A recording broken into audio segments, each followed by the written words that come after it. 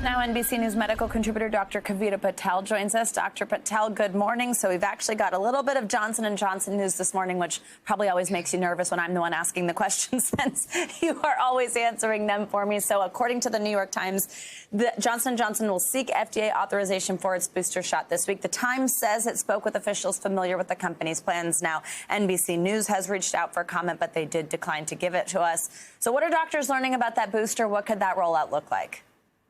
Yeah, Savannah, look, this is a long time coming, as you've mentioned. We've been wondering what to do for both J&J recipients and Moderna recipients. Here's key dates, though. In October, we have 3 dates that the FDA has already announced advisory committee meetings.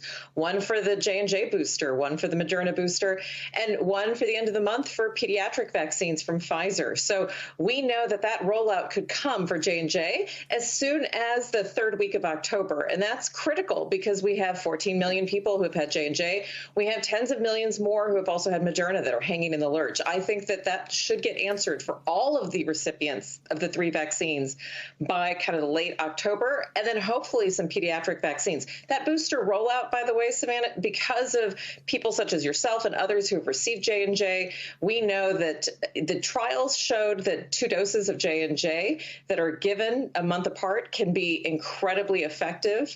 And then we also know that several months apart, they can also be just as effective. But 2 doses is the key here. So I think that that rollout will be just like the rollout with Pfizer, and as I expect Moderna to be as well. So hopefully effortless and not such a confusion about who should get it.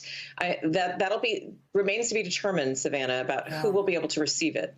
Doctor, let's talk about the holidays. No, not Halloween, but December. The CDC suggesting this year's holiday celebrations will in many ways look like last year's when the U.S. was in the middle of that COVID surge. A lot of people thought this holiday season would be different because we have vaccines, but now people are being told use window fans if they're gathering inside, consider celebrating virtually, mask up in some places. I mean, do you think it's possible this guidance could change if we do get more people vaccinated? Absolutely, Joe. I think what you heard out of Dr. Fauci was just caution because, you know, we had that kind of summer of celebration and this kind of declaration that COVID was behind us around July 4th, only to have Delta prove all of us to be wrong about that prediction. So I think everybody is trying to take this holiday season with caution. I'll tell you one thing, though, just looking at airline reservations and listening to people and my patients' plans, people are tired and they want to see each other. So I think the key is doing it safely, as you mentioned, Joe.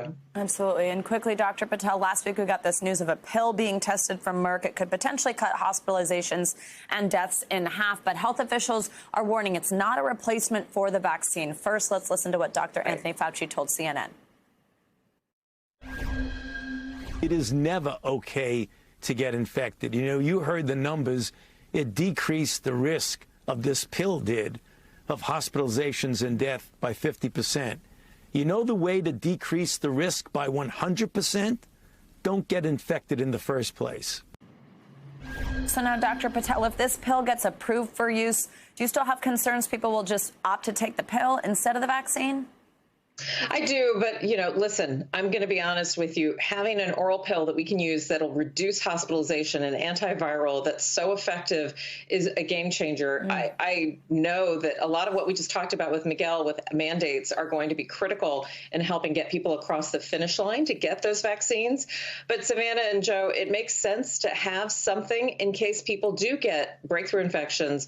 Or let's be honest, we want to be able to have as much possible. The combination of something that can prevent COVID, as well as mitigate or decrease any chance of death and hospitalization, all of it together, I'll take it any day of the week. It's good news. All right, Dr. Kavita Patel, always great to have you. Thank you so much.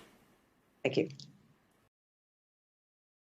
Thanks for watching our YouTube channel. Follow today's top stories and breaking news by downloading the NBC News app.